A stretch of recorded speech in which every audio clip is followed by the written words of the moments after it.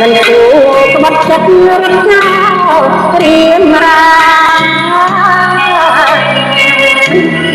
តាមអង្គវត្តប្រភេទវេលាមកអាណិតមកសាច់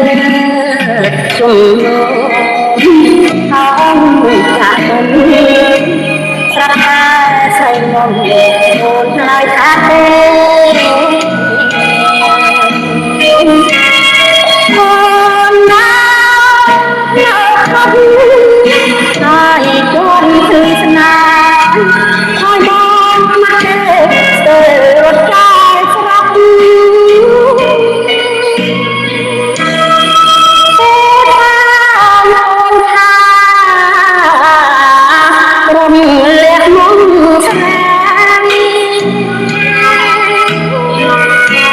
រឿងគិតខ្ញុំថ្មីស្រី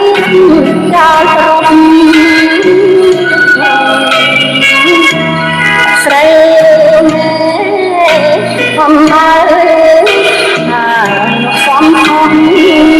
ស្រីបាត់ចុកស្ងន់តាមខ្លួនឯង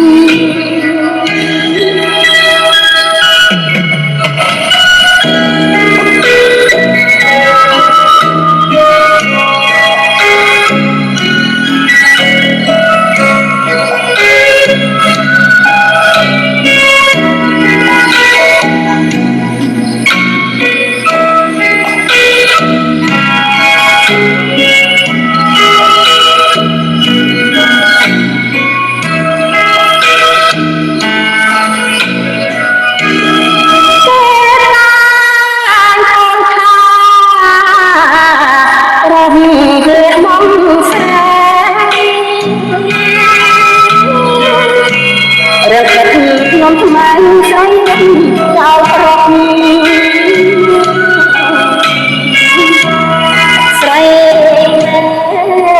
អំមើហើយលោកសំខំស្រីក្បត់ស្នេហ៍ស្មុគលើតាមខ្លួន